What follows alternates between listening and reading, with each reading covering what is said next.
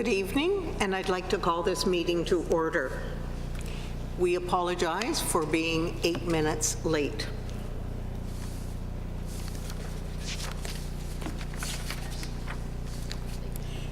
Are there any declarations of interest?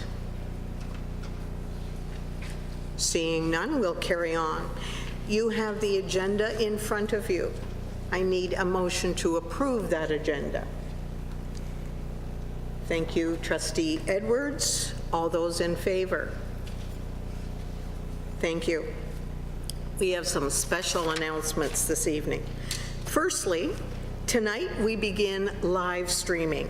So from now on, all of our standing committee meetings, all of our board meetings will be live streamed. This is awesome. So be mindful. We want everyone, we're open, transparent, we want everyone to know what happens at our board meetings. But I have another announcement as well. Every week is special. This week is extra special. Number one, it's Education Week. We have much to celebrate. Number two, it's Children's Mental Health Week. So there are lots of events happening this week recognizing the importance of Education Week and recognizing the importance of Mental Health Week. I want everyone to be mindful of those things as well. Moving on to presentations. Our first one is Future City Competition. So I ask Superintendents Lajinsky and Peterson to speak. Thank you. Thank you, and through you, Madam Chair, the report is on page 1 of your agenda. This evening we are pleased to present to you the DDSB Future City First Place winning team from Lord Elgin Public School. This team went on to compete in the International Future City Finals in Washington, D.C. This evening, STEM facilitator Jane Kennedy will introduce the team and would be happy to answer questions at the end. Good evening, and thank you for giving us the opportunity to share something that has been remarkable not only for students across the board, but for 3 very special students you see before you. As Anne Marie said, my name is Jane Kennedy, and I am the STEM and Science Facilitator for the Durham District School Board. Good evening, everyone. My name is Junaid, and I'm grade 7, and I go to Lord Elgin Public School. Hello, everyone. I am Mihir Patel. I'm in grade 7, and I go to Lord Elgin Public School. Good evening to all. My name is Panazil. I'm in grade 7, and I go to Lord Elgin Public School.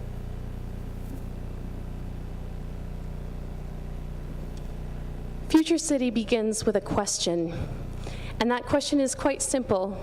How can we make the world a better place?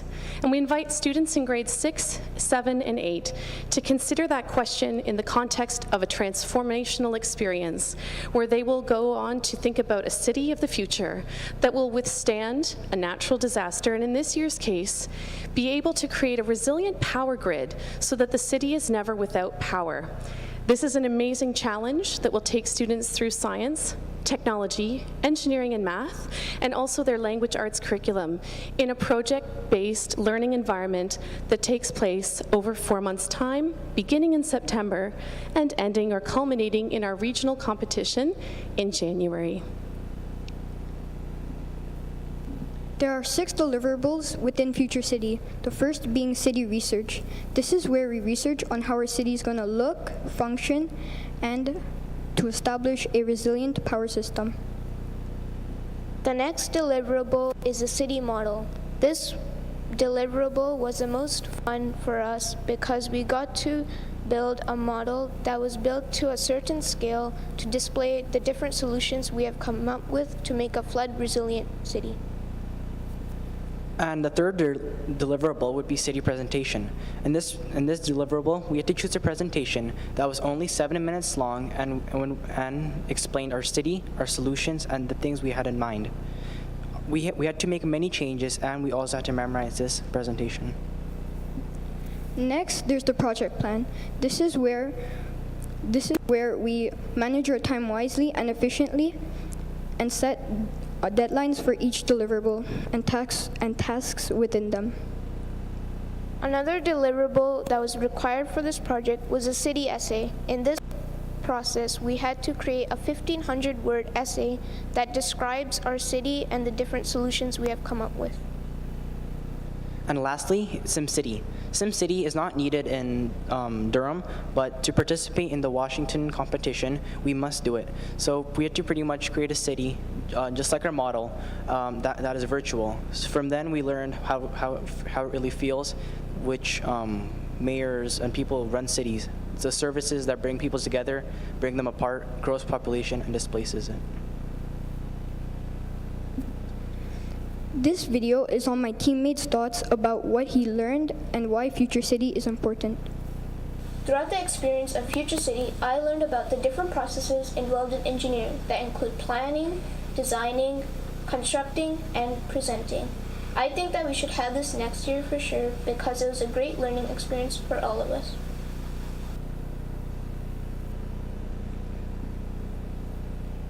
This is the project management cycle in which we learn to define, plan, do, and review. This helped us a lot in organizing our project. In between those design processes, there were many different subcategories.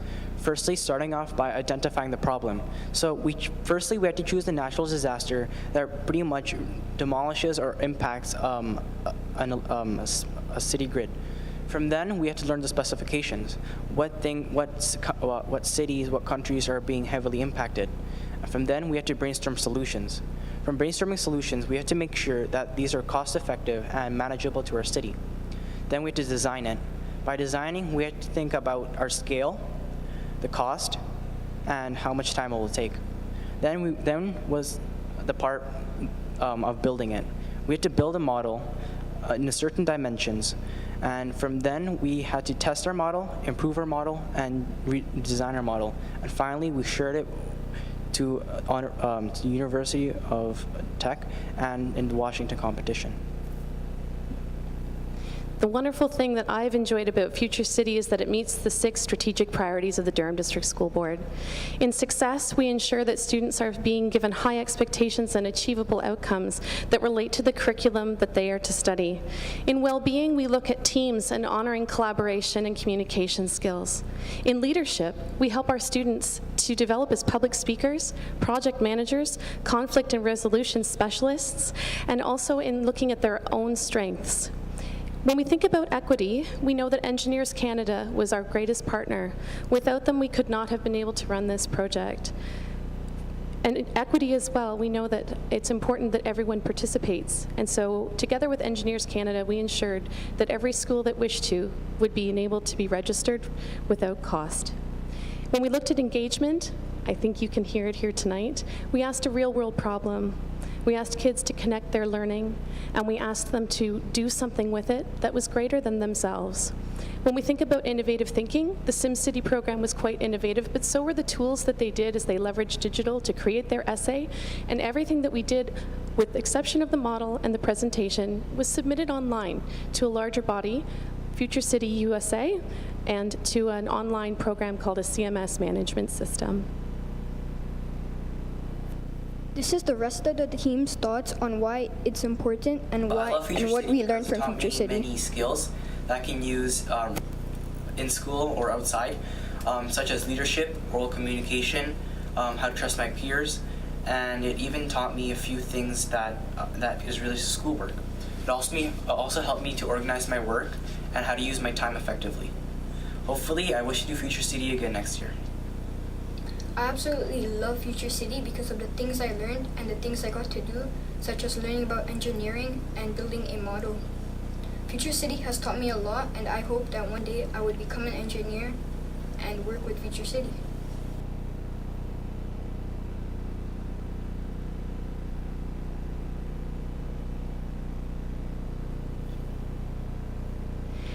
Future City fits beautifully within our STEM plan. Here at the DDSB, it's hard to believe this plan is already 4 years old. We ask students to come into the process from a point of view of inquiry, the orange circle that you see. Here we ask them to ask and wonder, observe and see, reflect and discuss. From there we move to the green circle. This is the engineering design process, where we ask them to question and problem, improve and reflect. But nothing would be complete without the arts and the valuable piece that they play. And so we have our innovation and creation circle that you see in blue around the outside, allowing for individual interpretation, imagination, creativity, and for taking their thinking to the next level. We know that over 20 schools, 40 educators, and 800 students participated this year in Future City at our regional competition held at Ontario Tech University, formerly UOIT. We are the largest region participating in Canada at this time, but there are other regions in British Columbia, New Brunswick, and Prince Edward Island. We are also joined in our work by Durham Catholic, and they have had their competition this past week at UOIT. Over 90% of teachers strongly agree that Future City improves public speaking, time management, and problem-solving skills in relation to collaborative 21st century skills. Future City USA has been around for 25 years and has done extensive research which shows that 88% of students found that Future City helped them. 84% found them see connections in math and science that were important to their future, and 65% of students who've participated believe they'll be engineers someday, which is a wonderful piece. Also, parents, mentors, and educators highly recommend Future City to others. Here are a few quotes from for Future City participants from grade 7, from Viola Desmond and Northern Dancer. From Viola Desmond, she said that there was no other way of regretting the project. And from Northern Dancer, she said that she thinks the Future City is amazing. Not just that, but I also agree with her, because I learned a lot of things, how to work as a team, oral communication, leadership, and right now, being in front of you guys. Also, it helped me to finish my schoolwork, time management, organization, and hopefully I want to do Future City again next year. This is a video showing about our experience that we had in Washington in the final competition of Future City.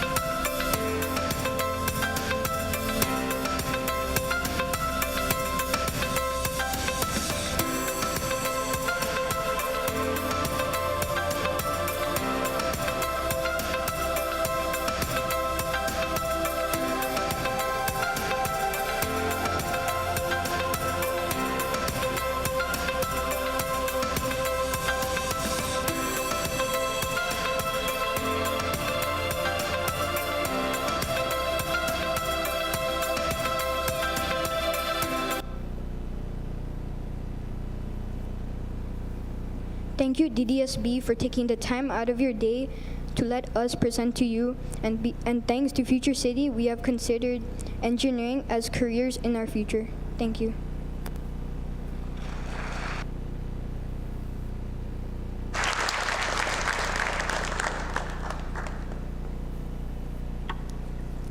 That was truly awesome. What a magnificent team you have.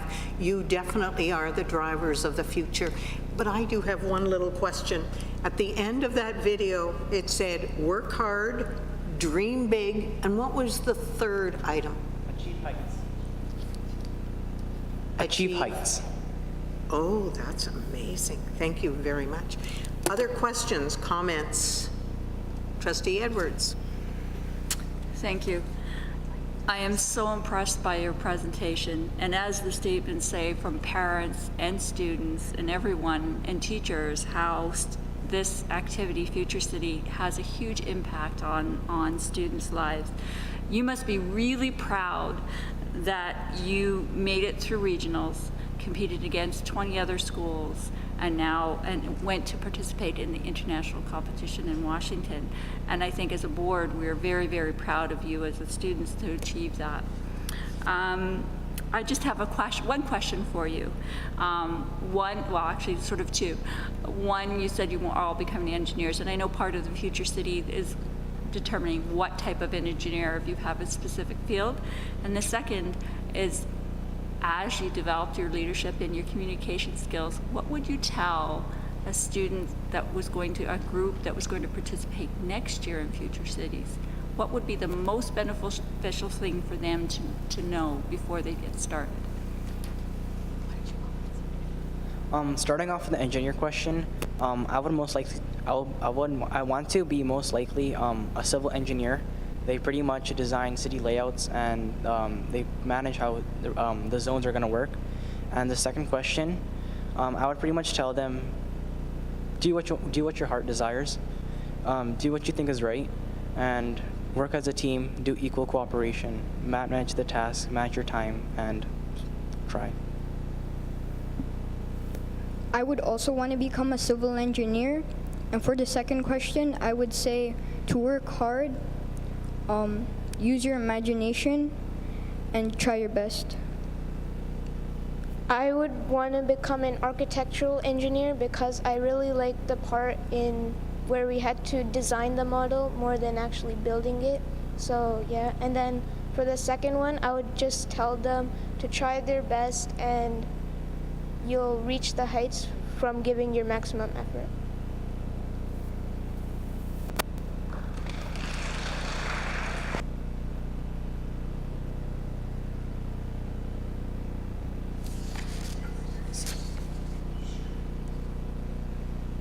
Weird. Okay.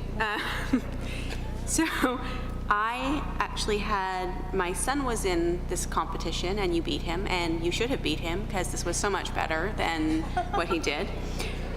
And I say that only because he didn't put in the work that you put in. I recognize how much work he put in hard work, but not like this. It's a remarkable amount of time and effort and energy and dedication to do something like that. And so I want people to really get a sense of the hours and hours and hours that you put into it. So can you just tell us approximately how many hours went into your project?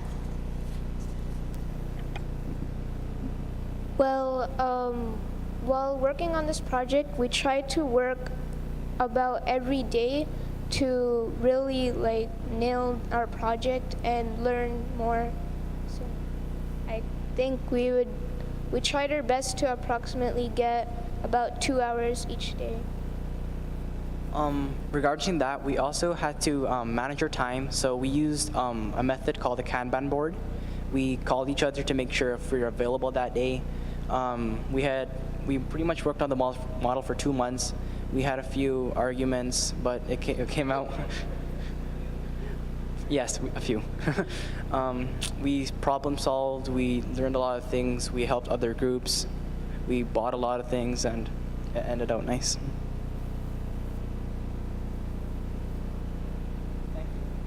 Thank you. Are there other questions or comments? We thank you, but we also would like to recognize your achievement by presenting you with something. So I would ask Trustee Edwards, Chair Barrett, Director Miller, myself, let's meet them and bring these. Perfect.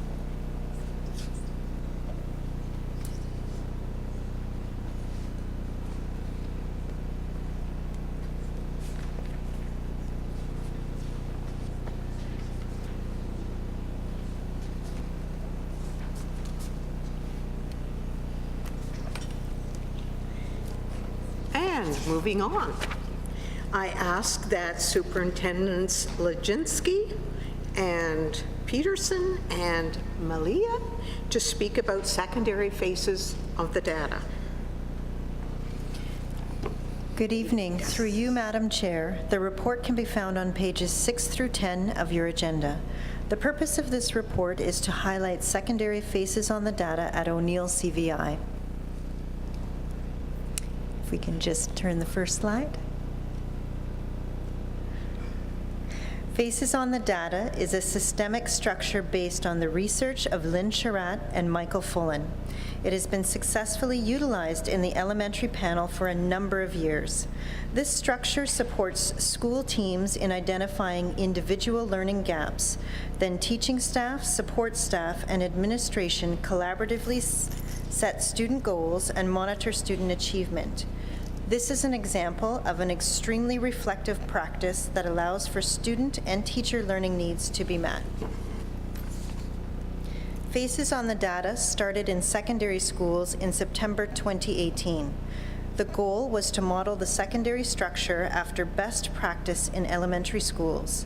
It is clear that Faces on the Data results in a successful impact on student learning and achievement in our elementary schools. Our director has been working very closely with the Assessment and Accountability Department to create an online tool to streamline this process. Area superintendents have been working to support the implementation in secondary schools. Faces on the Data is a systemic structure that aims to meet the needs of the whole student.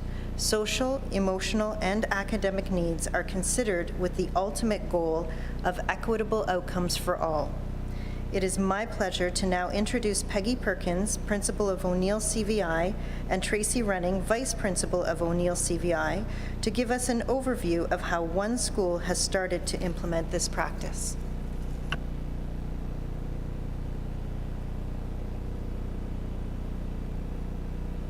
Faces on the Data as a structure that supports student achievement, and it addresses all 6 Ignite learning priorities. In August, we reviewed the overall goal with the staff, that through Faces on the Data, we will get to know our students, and through this structure, we will plan for specific student needs by planning and implementing specific interventions to close gaps in learning. As a staff, we outlined the success criteria. How will we know that we're on track? Through Faces on the Data, we will be able to recognize students who are in risk or marginalized.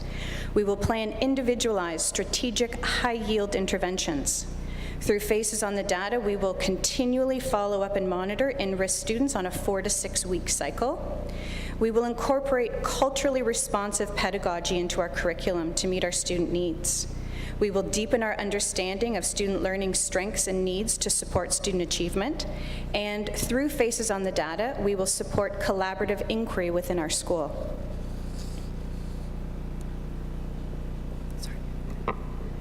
As part of our school improvement plan, one of our school goals for 2018-2019 is to use Faces on the Data structure to support and improve student achievement with a focus on grade 9 and 10 classes, specifically math and English. Faces on the Data is extremely important because it not only helps to identify individual student gaps in learning, but also informs teacher practice and what kind of supports and interventions are needed to improve student achievement. While these supports are in the classroom, Faces on the Data has also become an integral part of a school-wide support system.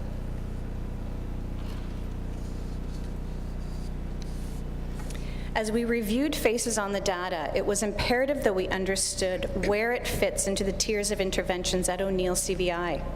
We have many tiers of interventions and supports at O'Neill, which you can see on the slide.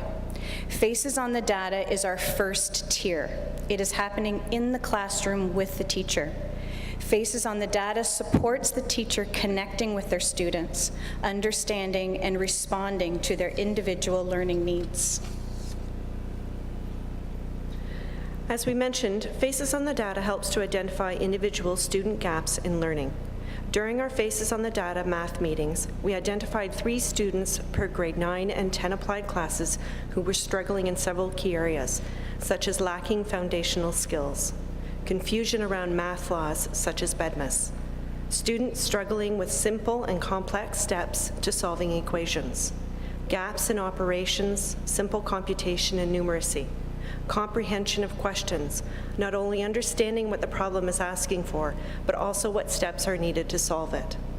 Several strategic interventions were then utilized by our math teachers to help improve understanding and success. Teachers differentiated their instruction depending on the level of understanding, provided guided groups and one-on-one individualized support to those needing more structured supports and time on task. Teachers scaffolded lessons and modeled how to dissect a problem and work through it. Online tools such as Knowledge Hook and EduGains were used first as diagnostic aids, then used for practice to close gaps in foundational skills. Performance tasks and manipulatives and visual aids were also used to engage students, but also reinforce lessons and practice. Through Faces on the Data meetings for our grade 9 English classes, 5 students were identified with learning needs in each class. These needs included a lack of interest in reading, a lack of student confidence in reading and writing. Students struggled with inferencing, understanding themes and main ideas. We found that students were lacking foundational skills in reading, writing, and organization. Through identification of these learning gaps, specific strategies were identified to support the individual student's learning. Some of these strategies included BAS testing, LLI, scaffolding of tasks, one-to-one individualized supports, use of assistive technology such as read and write and voice to text, goal setting with students, making their goals visible in the classroom, writing them down, and then doing check-ins. In the classroom, we focused on exploring different reading and writing tasks and encouraged students to investigate, use, and practice. Guided practice was used along with using prompts and lesson language. We focused on the assessment loop where students write, edit, receive feedback, then reflect, revise, redo, and resubmit. We focused on classroom structure and use of exemplars. Students created learning journals, and we developed a supportive, safe from class learning environment with literature circles. This slide outlines the outcomes for all of our grade 9 and 10 classes. Highlighted in yellow shows an improvement or maintaining of achievement. As seen in our data, the pass rates for all grade 9 and 10 credits attempted, students with IEPs and male students increased from semester 1 of last year. This data from semester 1 focuses on the outcomes in our grade 9 math and English classes. In math, we had a 95% pass rate in academic, similar to last year, and 90% pass rate for applied, which is up from 79% last year. Our grade 9 English, we had a 93% pass rate for academic and 88% pass rate for applied. Our applied pass rate increased 5% from last year. The data on this slide focuses on the outcomes in our grade 10 math and English. In math, we had a 90% pass rate in academic and 82% pass rate in applied, both similar to last year's achievement. For grade 10 English, we had 97.1% for academic and 95% for applied.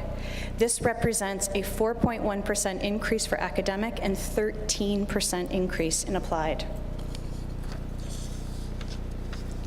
When considering our evidence of impact in semester 1, we have seen overall pass rates for all grade 9 and 10 classes increase, as well as for our students in grade 9 and 10 with IEPs and male students in grade 9 and 10.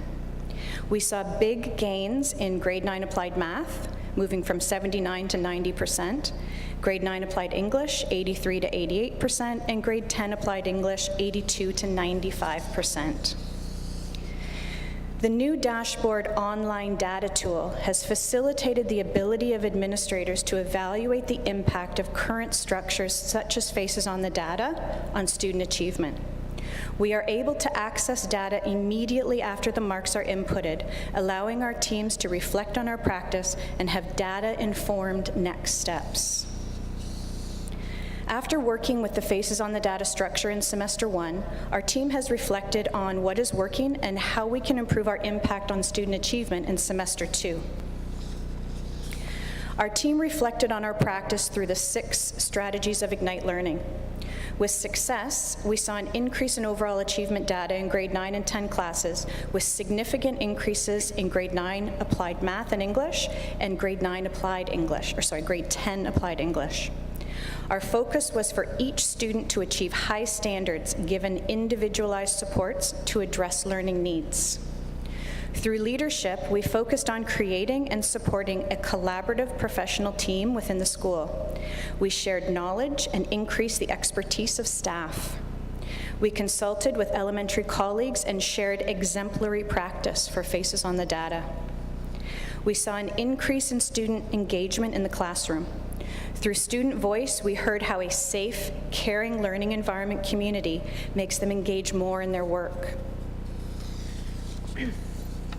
Through engagement and well-being, we have seen Faces on the Data have a positive effect on the classroom community, student attendance, student engagement, and participation in the classroom.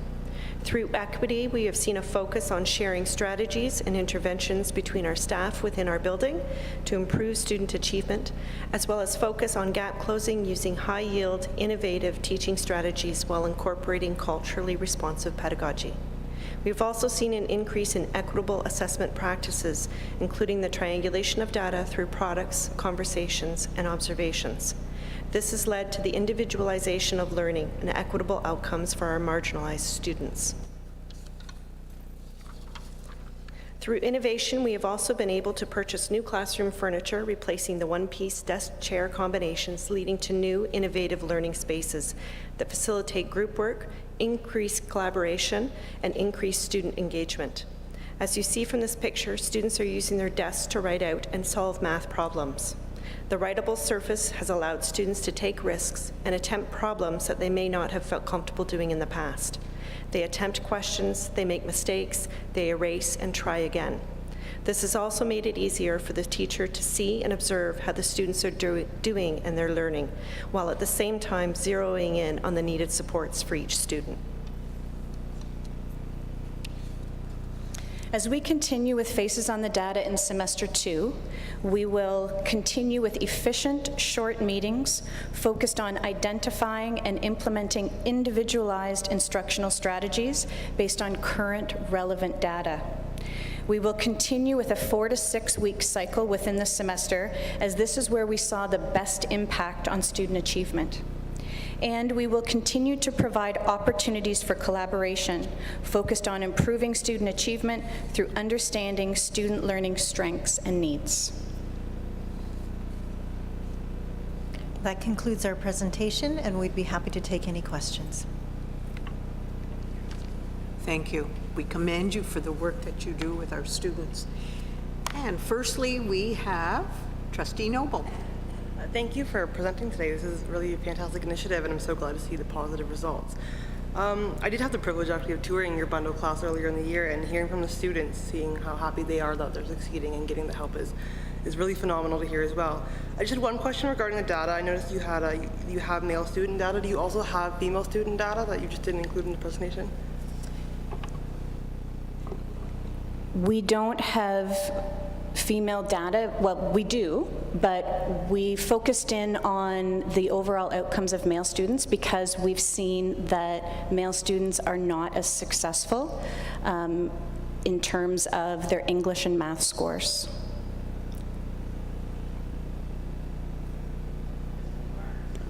Thank you. Hi, Penny. I'm very excited about this. I know being around when it was just starting out and when we started talking about this, I like the fact that this comes down really to having a caring adult in the school. It really comes down to looking at each student, seeing what their needs are, and programming for that accordingly. And so I'm very thrilled about seeing the impacts of that, and I hope that as we continue, they will continue on a trajectory that goes up, and then we'll have a student success all around. But I like this. It really comes down to a great way to do individualized learning, because we're looking at each student, we're looking at the trends that we see, and we're putting things in place to address that.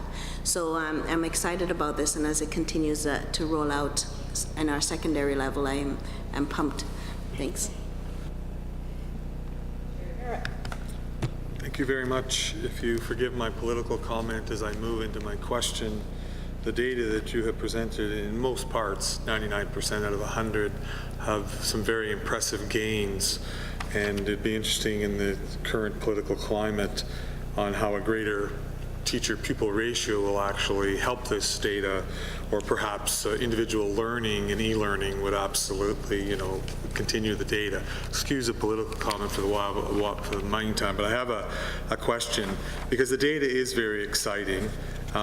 Is there an intention to be able to track these students next year? Because recognizing it's a semester system, recognizing that this is a moment in time, will we actually then track data next year to see if they continue to build on the core principles that the Faces on the Data has helped them to be able to achieve this year? Absolutely. We plan on tracking those students as they continue in their courses, and we're doing that with the focus students along with the other students in the class too, because what we're seeing is that the benefits of Faces on the Data for the specific focus students is felt throughout the whole classroom. Okay, great, thank you.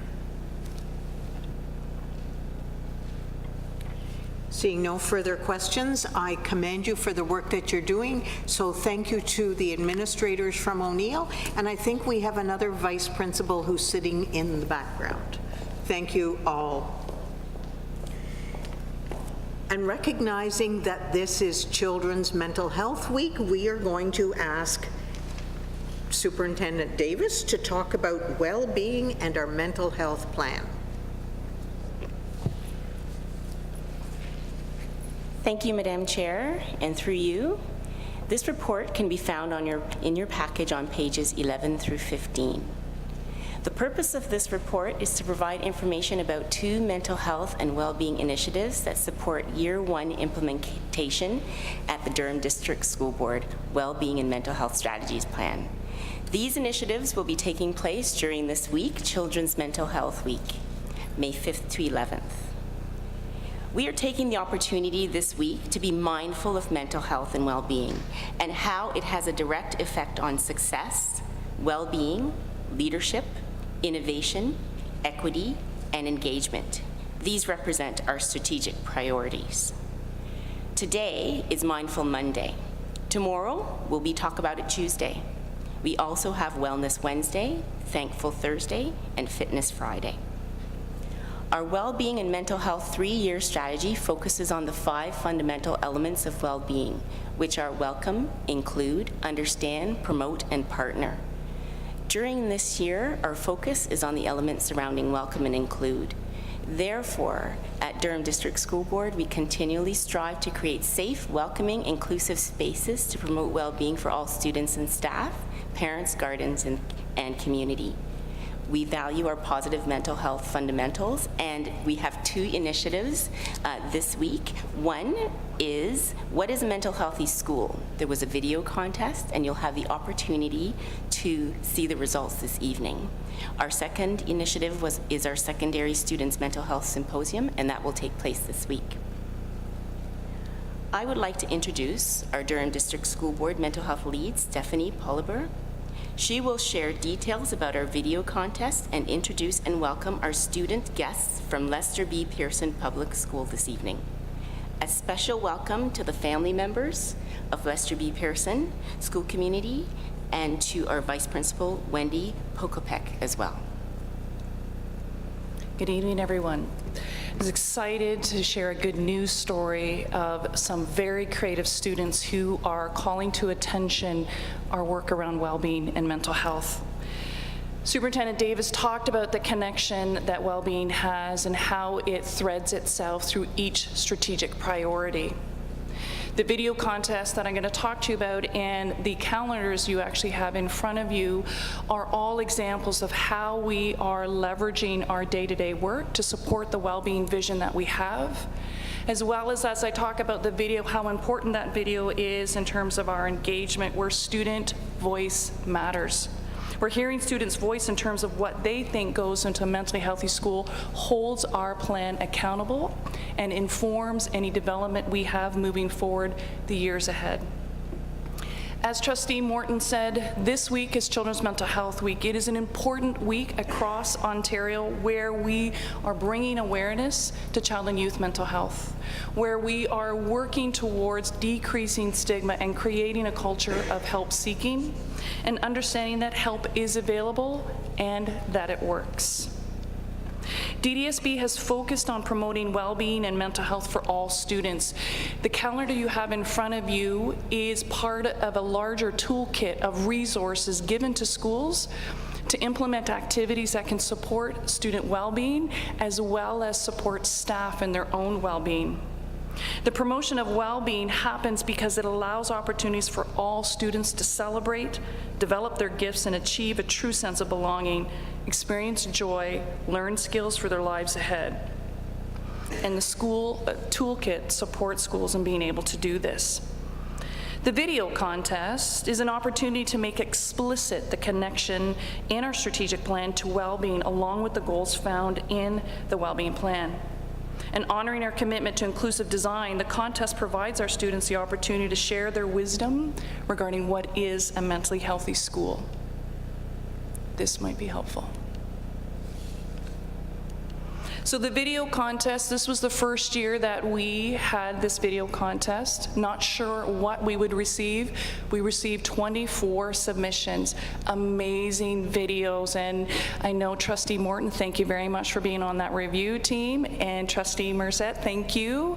It was a very, very hard decision. We had 24 submissions, 17 across all geographical areas. It was a good representation of the board.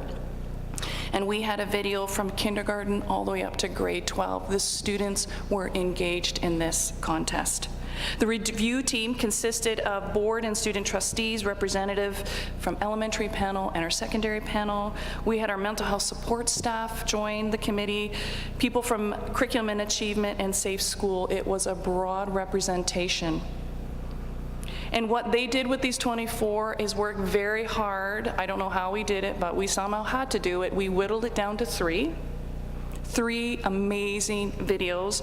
And then the tough part was to take those three and choose the top winner. Anyone wants to be on the committee next year? Because it's a tough job, but it was so rewarding to pick the winning video. I would like to introduce to you our winning creators from Lester P. Pearson, Cameron Chassels. You want to just come up? We're just going to have them stand here. Jaden Malari, Lee Lynn Holder, and Ricky Stapleton could not be here, but he is the fourth in this dynamic creative crew. And Wendy Kopek is the vice principal. The teacher who sponsored these students, Alicia Latta, cannot join us today. And so we are going to show you what these amazing students created.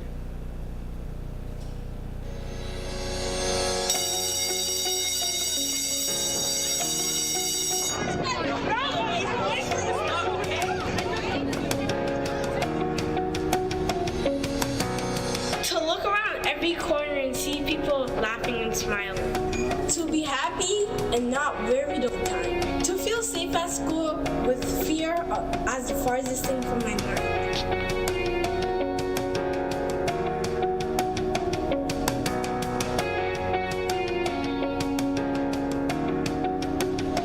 I want school to be, when I am upset, I want people I can rely on and care about me.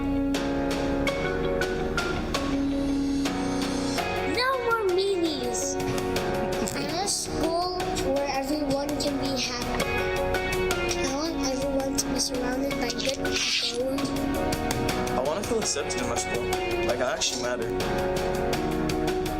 Mental health is a serious thing. It's your well-being. It's like who you are. You never know what someone else is going through. Maybe something is going on at home. A break can go a long way. It's better to take a little break from work and come back much better than spend class doing nothing. Okay, why don't you go take a walk and then come back and we can talk about it. All right. I find it really hard to sit in one place for a long time, so it'd be nice if we could have some classrooms where we could move around and sit in a different space once in a while. Desks are uncomfortable. Maybe we should get some exercise balls or some couches like these. The worst thing about school is stress. If I could get some accommodations, it would make life so much easier. Maybe even personal schedules for groups of students. There are solutions to every problem. This is a mentally healthy school.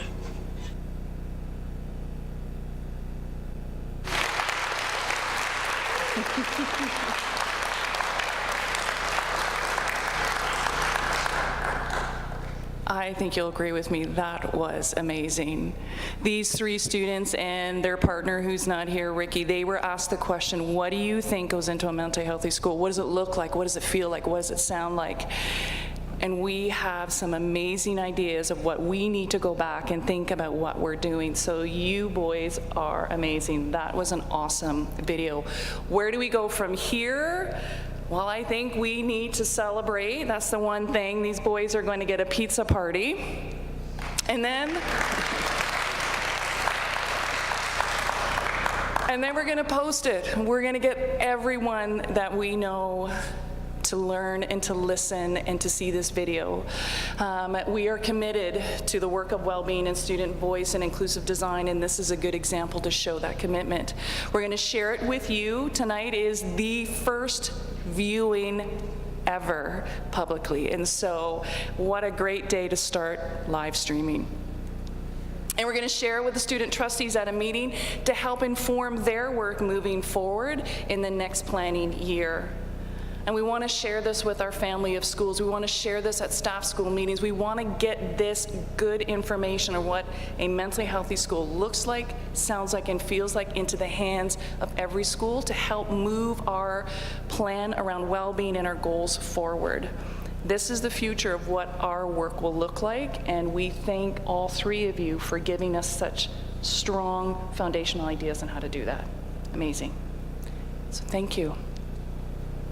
That concludes our presentation. Thank you. We are very, very impressed. And I ask for comments, questions. Trustee Crawford. Yes. You mentioned that the winner is going to be shown or be placed on our site so that people can see it? Yes. Okay, I hate to sound like somebody that thinks everybody should win, but with the kind of capacity that we have there, you could probably have some of the other ones and excerpts from some of the other ones so that they all get some share in it. Is that a suggestion you would consider? Maybe Absolutely. I should ask the director. Sorry. Thank you. Superintendent Davis and I have already had a discussion about this. First of all, to the students, outstanding. So proud of you. Just so well done. We are going to show this, but we also know there was some excellent second and third place that we're also going to be sharing with the system too, so that we can showcase the talents of our students and their voice. And you just did an amazing job tonight. Well, cheers to that. As a father of a daughter who's had suicidal tendencies, self-harm, she's bipolar, if this was in place 15 years ago, it would be so great. I'm so impressed. It is, sorry, I'm emotional. It's heartfelt to see students take action and bring this to the forefront, because as a parent, it helps us to understand where the well-being is, and it also gives us some signs to look for, where I'm telling you, 15 years ago, my daughter hid everything. And I'm grateful that you bring this forward. It's great. Thank you. I think that we're all grateful. I'm going to move to Trustee Lundquist. Thank you. I deeply appreciate your video, and I appreciate it so much because one of the things that we don't do is talk about mental health enough, and we certainly don't talk about mental wellness and what that looks like in schools enough. I am genuinely hopeful that you feel that your school is all of those things that the kids want it to be. And if it's not, I'd like to hear it sometime, but not today, because I don't want to take away from the incredible work that you've done. I just have to say that this is an important week. It's a really, and I know you know that, or you wouldn't have taken the time to make the video, but it's an important week because there is an increase in mental health challenges with children and adults, and it's growing all of the time. And so it's extra important, I think, that students and the board see your video and see those voices speaking to them in a way that they understand, in a way that speaks to their experience. So I really appreciate you taking the time to bring your video here, but also to do the work to create it. Thank you.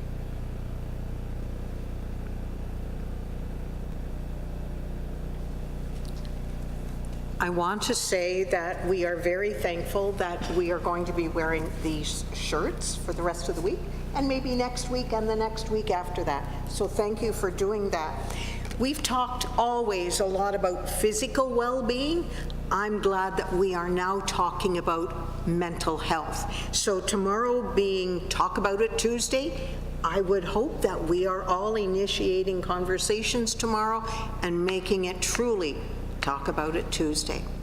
And regarding that contest, I thoroughly enjoyed that experience, and I'm putting up my hand to participate again next year, if that would be allowed. Thank you to your entire team. Oh, we all. That's awesome. To your team, give hugs to everybody because hugs are important. Thank you.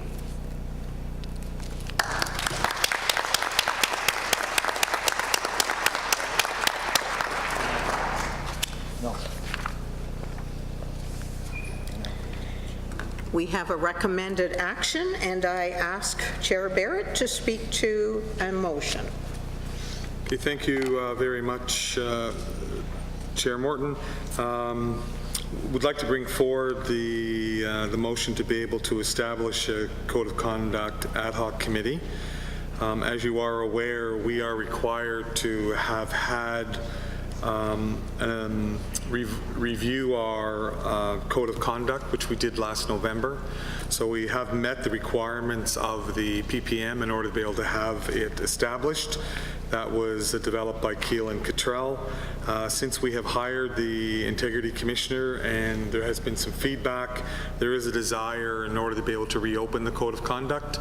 And so what I'm doing is I'm putting forward the motion to be able to establish Code of Conduct ad hoc committee, and what we will do is we'll work with the director on being established the first date. So I'd like to put that motion forward, Madam Chair. We have a motion on the floor. Do we have somebody to second that motion? Thank you, Trustee Edwards. Discussion.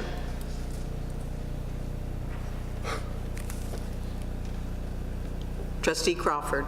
I'm all for it. I'm assuming it's going to be a full board committee, and looking forward for the first date. Thank you, Trustee Crawford. Moving to Trustee Noble. I'm just wondering if there's any previous information that will be sent out to the newer trustees that were elected of things that we may have missed from that November meeting. I have already sent out the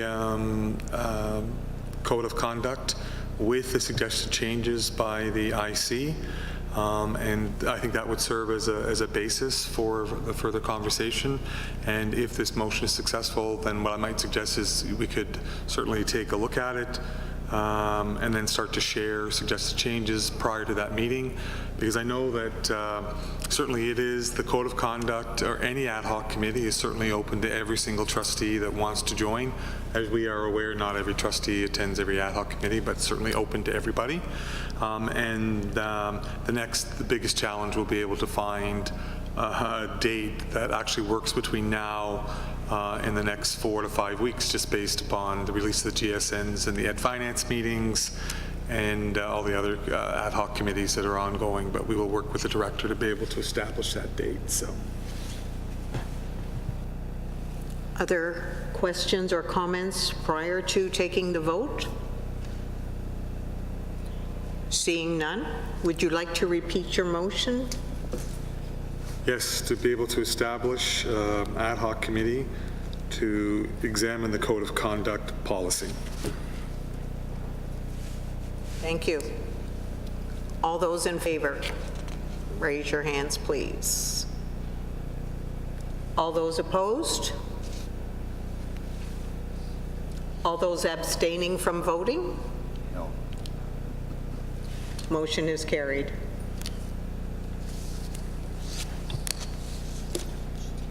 Thank you. Information items. Student trustee report. Which student trustee is going to be speaking? Thank you, Roseanne. Thank you, and through you.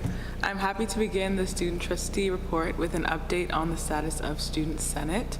At our most recent meeting, we facilitated a student voice session with a graphic designer or graphic artist from the Durham School Board, in which students in our Senate rotated through different sessions and were able to speak to some of the strategic priorities and goals that are outlined in our strategic plan, and those included success, well-being, leadership, equity, engagement, and innovation. And I'm pleased to say that we have finished our awesome sign and it will be on display soon.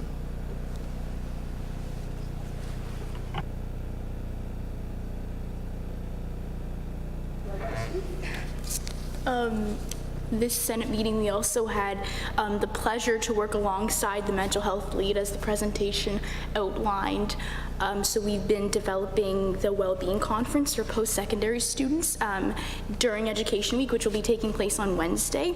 And so this conference gives the opportunity for 4 secondary students to attend the board and to kind of learn about how they can lead change at their school, because we're kind of understanding that well-being is as much a student's responsibility to facilitate as it is the educators. So bridging the gap between the two is essential, and that's what we'll be working on at the conference.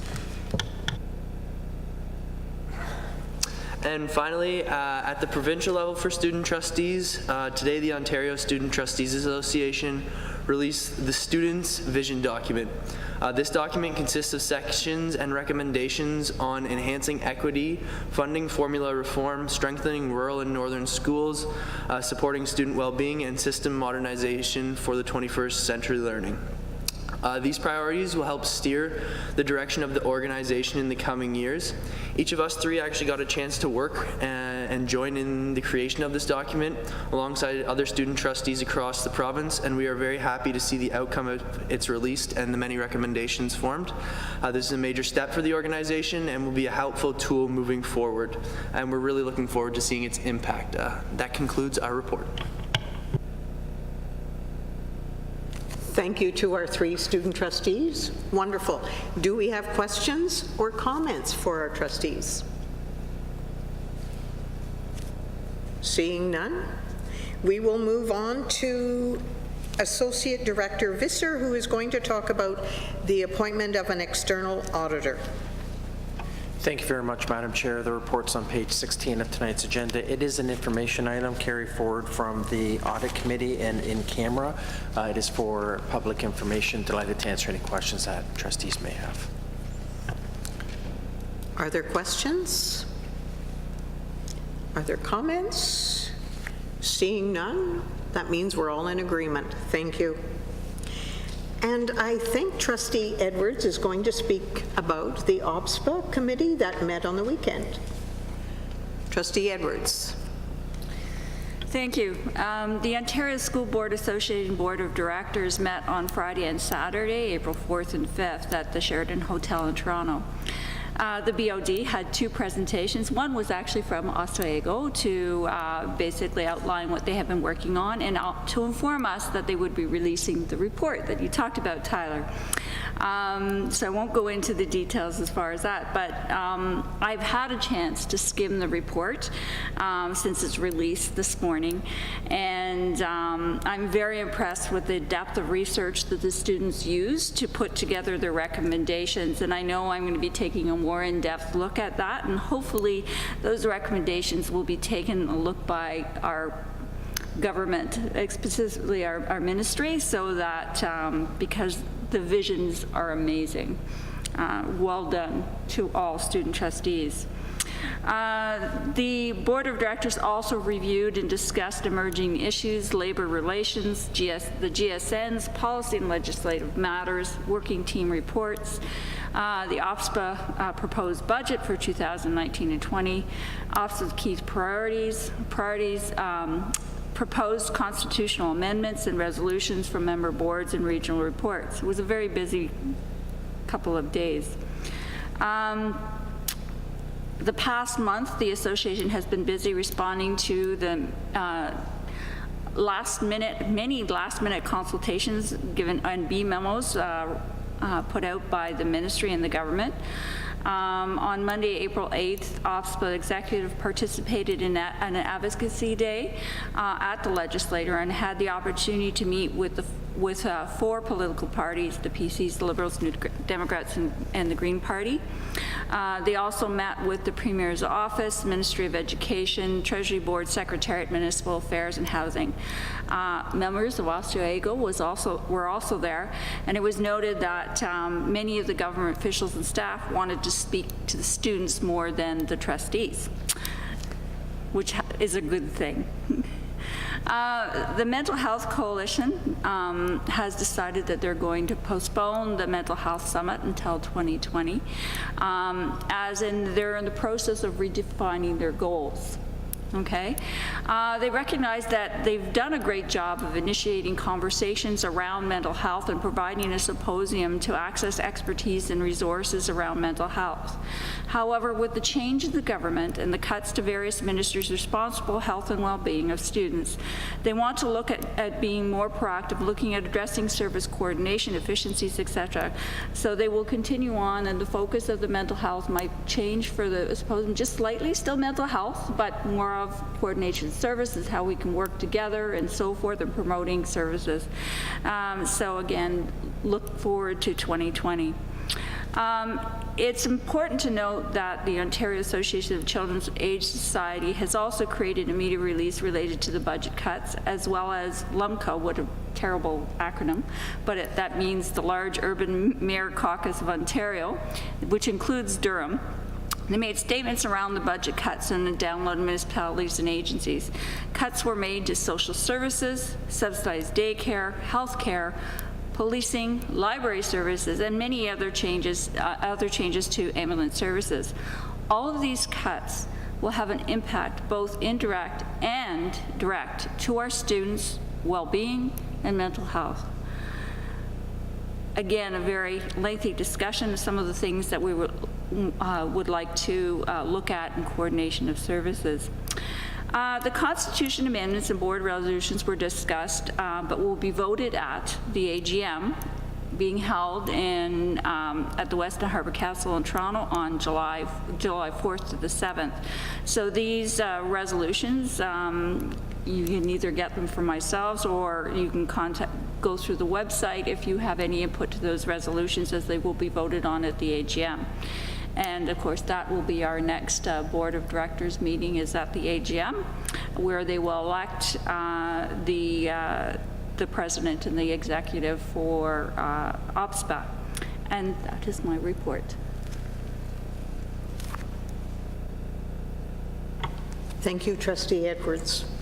Comments or questions regarding the OPSPA report? I do have to make a comment, and you probably know what that comment is going to be. I am so disappointed that we're not going to have a youth mental health symposium this year, because I always attend that event and I always find it very fruitful. So hopefully we will have one in 2020. Donna? And as recognized, the coalition has done an excellent job, and they recognize of providing that focus of getting groups together to look at mental health strategies and resources. And now they're kind of saying, like, it's happening in the school boards.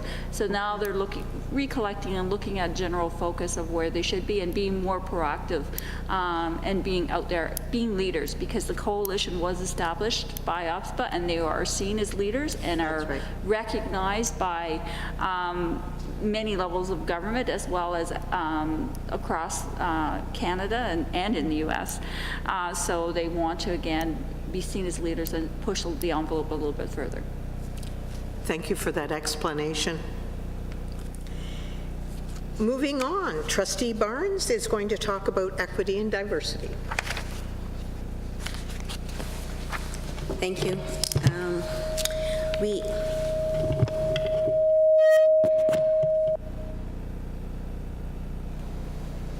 Thank you again. We met Thursday, May 2nd. Give me your computer. Here's your computer. I need my computer. We met May 2nd, and we had a full agenda. We had an update on the Black Compendium and what the next steps are for implementation, to take what's on paper and actually implement it in schools and seeing it actually hit in the desk of our students. We discussed, we got an update from the Equity Department about all the different initiatives that are ongoing, the different organizations that are contributing, from our teachers into the development of culturally responsive pedagogy.